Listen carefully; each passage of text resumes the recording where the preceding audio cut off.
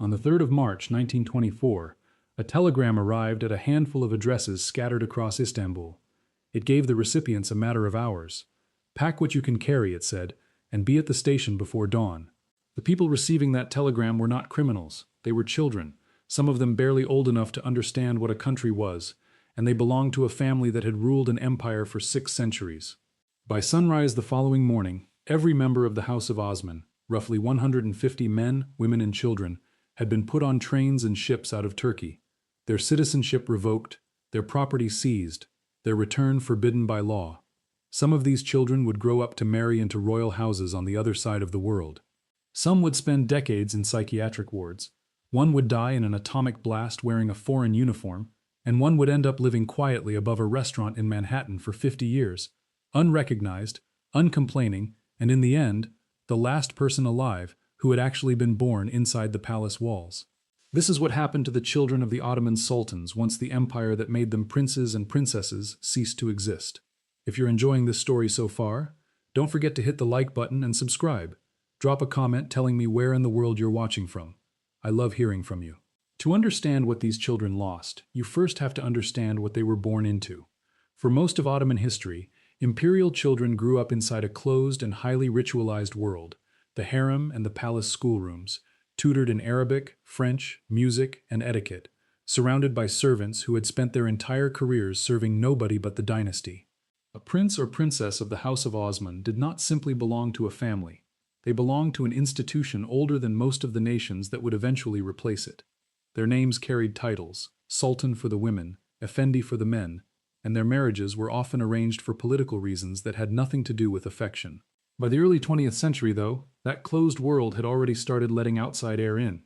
Wealthier branches of the family sent their children to European tutors, dressed them in Parisian fashions, and gave them a taste of a life beyond the palace grounds. Nobody, least of all the children themselves, expected that taste to become the entirety of their adult lives.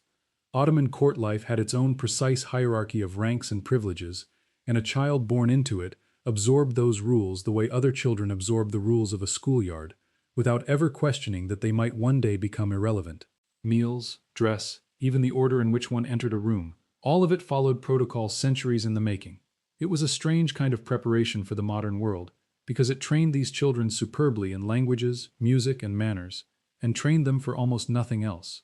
Few of them had any experience managing money, finding employment, or living without servants, because none of that had ever been necessary. That gap in practical experience would matter enormously once the palace gates closed behind them for the last time. The unraveling began not with the children but with their fathers and uncles. Sultan Mehmed VI, known by his given name Vahideddin, left Istanbul in a British ambulance in November of 1922, ending 600 years of Ottoman rule in a single quiet morning. The Grand National Assembly in Ankara, led by Mustafa Kemal, separated the political throne from the religious office of caliph, abolishing the sultanate outright but allowing a cousin, Abdülmecid II, to hold the caliphate as a ceremonial title, with no army and no treasury behind it. For 16 months the family lingered in a strange limbo, stripped of a throne but still technically present in the country their ancestors had built. Abdülmecid kept a modest court in his palace apartments. He painted. He received foreign visitors.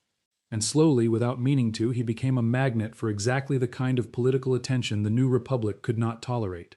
Letters arrived from Muslim leaders in India, appealing for the caliphate to be preserved with dignity. Journalists requested interviews. A man with no soldiers and no money was becoming a rival center of gravity simply by continuing to exist in a palace. On the 3rd of March, 1924, the assembly ended the ambiguity for good. It abolished the caliphate entirely, and in the same legislation, it did something the earlier decree abolishing the Sultanate had not done. It expelled the entire House of Osman from Turkish soil, permanently, with no exceptions for age or distance from politics. The law did not distinguish between the men who had once held power and the toddlers who had never left the nursery. Everyone with Ottoman blood, and everyone married into the family, was given a one-way passport and a deadline.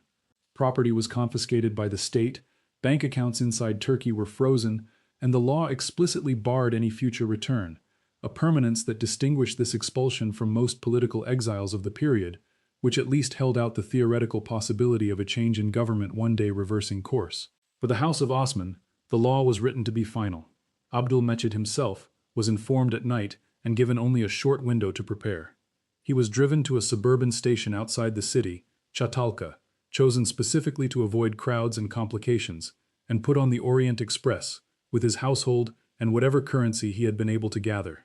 But the more revealing stories, the ones that show what this expulsion actually meant, belong to the children who came after him on later trains, over the following days and weeks, from ports and stations scattered across the country. Most of them had never lived outside the empire. Many spoke French more comfortably than Turkish, a habit of aristocratic education that suddenly became the only practical skill they had for surviving abroad. Families sewed jewelry into the linings of coats. Servants who had known no other employer in their lives were left behind, their positions erased along with the household that had employed them. Within a matter of weeks, a dynasty that had occupied a fixed and continuous place in Istanbul for 6 centuries scattered itself across France, Italy, Egypt, Lebanon, and beyond, and effectively stopped existing as a single household. Consider what this meant for a child of 8 or 9 or 12, the age many of them were in March of 1924. One week, they were being tutored inside a palace with a title attached to their name that opened every door in the city. The next, they were foreigners in a country they had never visited, living off whatever savings or jewelry their parents had managed to smuggle out, watched with a mixture of curiosity and pity by European society, which found the idea of a dispossessed Ottoman prince or princess exotic in a way that rarely translated into real material help. Newspapers in Paris and Rome occasionally ran features on the fallen dynasty living quietly in their midst, treating the family somewhat like a curiosity from a vanished world, invited to the right parties, seated at the right tables, and otherwise left to sort out their own finances. Small communities of exiled Ottomans formed in Nice, Beirut, and Alexandria, cities that already had established populations from the old empire and where French remained a common language of business and society.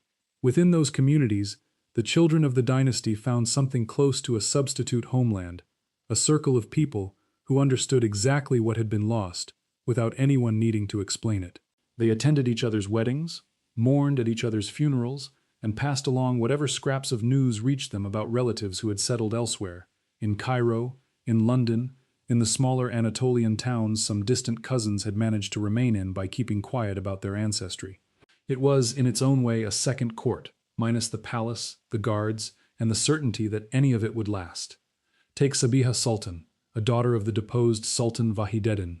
She had grown up expecting a life inside the palace system, and instead she found herself building a household in exile, eventually marrying a cousin within the wider Osmanoğlu family and raising a son, Osman Selahaddin, who would himself grow up almost entirely outside Turkey, carrying a surname and a bloodline that meant everything historically and almost nothing legally. Decades later, that son would return to live quietly in Istanbul, one of many descendants who eventually drifted back once the exile laws finally softened, by then an old man revisiting a country he barely remembered as a child. Or take Dürrüşehver Sultan, the daughter of the last caliph, Abdülmecid II. She was 10 years old when her family was put on that train in 1924, a child uprooted from an imperial capital and dropped into the more modest circuit of European exile, first in Switzerland and then on the French Riviera, where her father supported the family largely on the strength of his art and his royal connections. At 17, in 1931, she married Azam Jah, heir to the Nizam of Hyderabad, then reputed to be among the wealthiest men alive. It is worth pausing on how strange that sentence actually is. A girl who had spent her early childhood inside an Ottoman palace on the Bosphorus, expelled by an act of parliament, ended up as a princess of a Muslim royal house in southern India, thousands of miles from either of the two empires that shaped her, the one she was born into and the one she married into. Photographs of her arrival in Hyderabad show a young woman dressed in the height of European fashion, stepping into a court that ran on an entirely different set of customs, languages, and religious practices than the Ottoman world she had grown up half remembering. She adapted quickly, by most accounts, and used the resources of her new position deliberately rather than decoratively. She became a genuinely significant public figure there, pushing for women's education and healthcare, and a hospital in Hyderabad still carries her name. Her marriage eventually broke down. After India's independence dissolved the princely states altogether, she spent her final decades in London, dying there in 2006 at the age of 91, having lived through the collapse of two empires on two different continents and outlasted both of them by decades. Her cousin's path bends the story even further. Neslişah, born in Istanbul in 1921, was 3 years old when the exile order reached her family. Too young to remember the palace she was taken from, but she carried a distinction none of the other exiled children shared. Through her parents, she was a granddaughter of both the last sultan and the last caliph at once. The two halves of the fallen dynasty joined in a single child. She grew up in the drifting exile circuit of Europe and Egypt, and in 1940, at 19, she married an Egyptian prince, Abdel-Monem. For a while it must have looked as though she had landed somewhere stable. Egypt still had its monarchy. Her husband held real standing at court. Then in 1952, the Egyptian monarchy collapsed as well, and her husband was briefly appointed to a regency council for an infant king who would never actually reign. Within 2 years that arrangement had also ended, and the family faced arrest and the confiscation of their property in Egypt before eventually being permitted to leave. A woman exiled as a toddler from one falling empire found herself, 28 years later, on the losing side of a second one. She eventually made her way back to Istanbul once travel restrictions eased, lived there for decades in relative quiet, and died in 2012 at 91, the same age at which her cousin in London had passed 6 years earlier. Not every child of the fallen dynasty found even that much stability.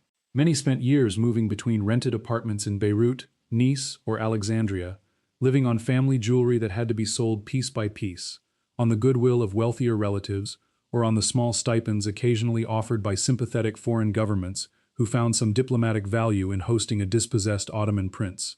Marriages were still arranged along dynastic lines wherever possible, not out of tradition for its own sake, but because marrying into another royal or wealthy family was often the only practical way to keep a household solvent. Titles that had once commanded armies and tax revenue across 3 continents were now worth little more than a place at a dinner table in someone else's country. For the girls of the family especially, exile carried a particular double bind. Inside the old system, a princess of the House of Osman had status, but almost no independent authority, her future decided by the men around her, her marriage arranged for the family's benefit rather than her own. Exile did not remove that expectation. If anything, it sharpened it, because a well-placed marriage was now one of the only remaining tools a family had for restoring some measure of financial security or social standing. Fathers and uncles who had lost their thrones still negotiated their daughters' engagements with the same seriousness they would once have applied to a treaty, only now the stakes were survival rather than territory. Some of these arranged unions, like Dürrüşehver's marriage into the Hyderabad royal family, worked out reasonably well by the standards of the time. Others left young women isolated in unfamiliar countries, married to men they barely knew, with no independent income and no family nearby if things went wrong. If you're hooked on this story, make sure to subscribe and turn on notifications so you never miss an upload. Your support means everything and helps me bring you more emotional stories like this one. The male line carried its own particular burden, because the head of the House of Osman was still, in the eyes of the family and much of the Muslim world, a meaningful title even after 1924, even with no state attached to it. Succession passed not from father to son, but by seniority to the eldest surviving male across the whole family, which meant that men who had spent their entire adult lives as private citizens with ordinary jobs could suddenly find themselves designated head of a 600-year-old dynasty with nothing left to govern. Some men in that position never adjusted to the idea at all, treating the title as a private family matter to be handled with as little fuss as possible, while others took it more seriously, corresponding with genealogists and family associations scattered across several countries just to keep track of who stood where in the line of succession. There was no palace to inherit, no revenue to collect, and no legal document anywhere in the world that recognized the position, and yet within the family itself, and among certain circles who still cared about the old Ottoman order, the question of who held it mattered enormously. No case illustrates the strangeness of that inheritance better than Ertuğrul Osman, born in 1912 inside a palace in Istanbul, a grandson of Sultan Abdülhamid II. He was 12 years old, away at school in Vienna, when the exile order was issued in 1924, and he simply never went home. He grew up in Europe, studied engineering, and eventually built a career in the mining business in the United States. For more than 50 years, he lived in a modest walk-up apartment above a restaurant in Manhattan. His neighbors knew him as a courteous, soft-spoken older man with a European accent, nothing more. Most of them had no idea that under different historical circumstances, this man buying groceries on a New York sidewalk would have been addressed as His Imperial Highness, or that in 1994 he in fact became head of the House of Osman, the closest thing the family had left to a sovereign, while still living in that same walk-up apartment above the restaurant. In 1992, at the age of 80, he was invited back to Turkey for the first time in 68 years. He visited Dolmabahce Palace, one of the buildings his own family had constructed, and toured it with a ticket, standing in line with everyone else. He later said in interviews that he preferred it that way, that he had no interest in restoring a monarchy, and that democracy was working well for Turkey. In 2004, 80 years after his citizenship had been stripped by an act of parliament, Turkey granted it back to him. He never married, and by most accounts he lived a fairly ordinary middle-class life for decades, working in the mining trade, paying rent, and reading about a country he was legally forbidden from visiting for most of his adult life. Friends who knew him later in life described a man almost entirely without bitterness, someone who spoke about the family's fall as a historical fact rather than a personal wound, which made him something of an outlier among the exiled generation, many of whom carried the loss far more visibly. He died in Istanbul in 2009 at the age of 97 and was buried among his ancestors in the mausoleum of Sultan Mahmud II in the Old City, the last surviving member of the family who could remember being born inside the palace itself. For decades, the exile law that had scattered these children showed no sign of softening. Women of the family were finally permitted to return to Turkey in 1952, 28 years after their expulsion, but men had to wait until 1974. A full half-century after the trains left Çatalca station. Even for those who did eventually return, the country they came back to bore almost no resemblance to the one they had left. The Arabic script had been replaced by the Latin alphabet, the Friday holiday had been moved to Sunday. Istanbul was no longer even the capital, an honor that had shifted permanently to Ankara. A prince who returned in the 1950s or 1970s was not coming home in any meaningful sense. He was visiting a foreign country that happened to contain his family's old address. By the time the exile restriction on men finally lifted, most of the generation who had actually experienced the expulsion as children were already elderly or had already died abroad, never seeing the country of their birth again. Vahideddin, the last sultan, never lived to see any of it soften. He died in San Remo, Italy in 1926, only 2 years after his family was expelled, and even his burial became a small humiliation, with creditors reportedly attempting to seize his coffin over unpaid debts before his body was finally taken to Damascus and interred there, in a city his family had never ruled from, rather than the capital his ancestors had held for centuries. Abdülmecid II, the last caliph, lasted longer, settling eventually in Paris, continuing to paint, arranging what marriages he could for his children and other relatives, using the family's remaining asset, which by then was simply prestige, its name still meaning something to Muslim communities who had no particular loyalty to the Turkish Republic. He died in Paris in 1944. Turkey would not accept his remains. His body lay in France for a decade before he was finally buried in Medina, in Saudi Arabia, in 1954, 30 years after his own train pulled out of that suburban station. Buried in neither the country he was born to rule, nor the country that eventually took him in. Not every story that came out of this generation ended in quiet dignity. One young relative, Yi Yu, is a different dynasty entirely and belongs to Korea's story rather than the Ottomans.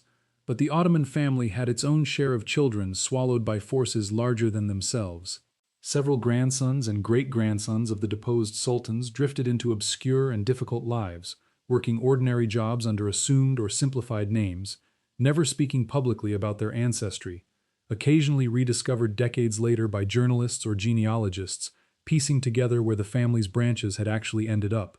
Some married outside any aristocratic circle entirely and raised children who grew up with only a distant awareness that their family name, Osmanoğlu, carried 600 years of history behind it. That surname itself is worth pausing on. It did not exist until 1934, when Turkey passed a law requiring every citizen to adopt a fixed family surname, part of the broader modernization program of the new republic. The family, by then a decade into its exile, and with no legal standing inside Turkey at all, still took the name Osmanoğlu, son of Osman, tracing themselves directly back to the 13th century chieftain who had founded the dynasty in the first place. It was one of the few gestures of continuity available to people who had lost the country, the palaces, and the political relevance that once came with the name. By the time the exile law was fully repealed and travel restrictions lifted, the House of Osman had become something almost unrecognizable from what it had been in 1922. Its descendants were scattered across Turkey, France, the United States, Egypt, and the wider Middle East, most of them living as private citizens with careers in business, medicine, academia, or the arts. Headship of the house continued to pass by seniority among the surviving men. Since 2021, that position has belonged to Harun Osmanoğlu, born in Damascus in 1932 to a branch of the family that had fled there during the expulsion, a great-grandson of Sultan Abdülhamid II, who eventually returned to live in Istanbul in the 1970s once the law finally allowed it. He and the family's other living descendants hold no legal claim to anything, and by their own repeated public statements, they are not seeking one. Some appear occasionally at cultural events or give interviews about the family's history. Most live lives that would be unremarkable to anyone who did not know the surname's history. Some of them have written memoirs or family histories over the past few decades, filling in gaps that official Turkish archives left deliberately empty for most of the 20th century, since acknowledging the dynasty's continued existence was, for a long stretch of Republican history, politically uncomfortable in itself. Genealogical societies now track the family's various branches with more precision than the family managed to track itself during the chaotic years right after the expulsion, when letters between relatives in different countries could take months to arrive, if they arrived at all. What lingers, looking back at these children now, is not really the loss of a throne. Thrones fall throughout history, and most royal families who lose them fade quickly and completely from public memory. What lingers is the specific, almost bureaucratic cruelty of the exile itself. The fact that a parliament in Ankara drew up a law that did not merely remove a ruling sultan from power, but reached down through every branch of an extended family and pulled out every child, regardless of age, regardless of any connection to politics, and gave them hours to prepare for a life none of them had chosen. A princess who might have grown up to run a hospital wing or teach music instead, grew up learning how to negotiate exile paperwork in 3 languages, filling out residency forms in countries whose bureaucracies had no established category for a person in her situation, neither refugee, nor immigrant, nor foreign dignitary, but something without precedent that clerks in Nice or Beirut had to improvise an answer for on the spot. A boy who might have inherited nothing more dramatic than a title and a modest allowance instead spent 50 years as an anonymous tenant above a Manhattan restaurant, only discovering in old age that history had quietly made him the head of a family that no longer had anything to be head of. Even among the wealthier branches, exile eroded status slowly but relentlessly, one generation losing a little more fluency in Ottoman customs than the one before it, one generation marrying a little further outside royal circles than the one before it, until the idea of an Ottoman prince stopped meaning anything socially distinct and became, mostly, a fact people mentioned at dinner parties. There is also something worth noticing in how differently each of these children handled the same basic wound. Some, like Ertuğrul Osman, seemed to make peace with it almost entirely, treating the loss as an interesting biographical detail rather than a defining tragedy. Others carried it much closer to the surface for the rest of their lives, structuring their households abroad as small, private echoes of the world they had lost, keeping old court customs alive in rented apartments and borrowed villas long after anyone outside the family cared to notice. Neither response was more correct than the other. Both were simply what happens when a 6-year-old and a 60-year-old are handed the exact same legal decree and told to build a life from what remains. Even the family's own memory of itself grew fragmented over time. Cousins raised in Cairo sometimes had only a vague sense of relatives raised in Paris or New York, and it was not unusual for 2 branches of the same dynasty to go decades without direct contact, reconnecting only when a genealogist, a journalist, or a wedding invitation happened to bridge the gap. The empire had once kept meticulous records of every birth, marriage, and death within the imperial family, an entire bureaucratic apparatus devoted to nothing but tracking the dynasty's own bloodline. After 1924, that apparatus simply stopped existing, and the family had to become its own historian, informally and imperfectly, piecing together who was still alive and where, using letters, rumor, and eventually, decades later, the internet.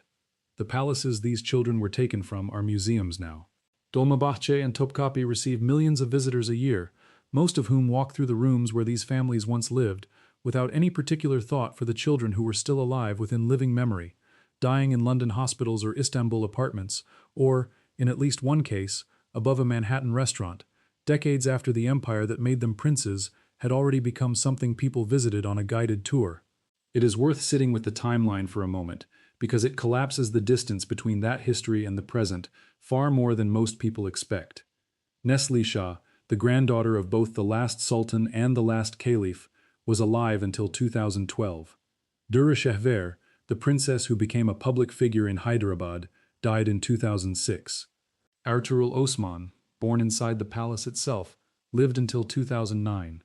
These are not distant medieval figures. They are people who had email addresses, who gave television interviews, who could have told you in their own words what it felt like to be handed a one-way ticket out of the only country they had ever known. An entire imperial dynasty rose over 6 centuries, ruled across 3 continents, and was legally dissolved down to its youngest members in a single winter month, and the last children who lived through that dissolution were still walking around, ordinary and unremarkable, well into the 21st century. That overlap is easy to miss, because the story of the Ottoman collapse tends to get told as pure political history, sultans and treaties and armies, the kind of narrative that flattens people into dates and outcomes. The children who actually lived through the ending rarely get more than a footnote, if that, even though their experience captures something the political history alone cannot, the sheer scale of ordinary disruption hiding behind a single legislative act. A parliament can dissolve an empire in an afternoon. It cannot dissolve the decades a family then has to spend figuring out who they are without it, and it certainly cannot dissolve the memory of what it felt like to be a child on one of those trains, watching a country disappear out the window before you were old enough to understand what a country even was.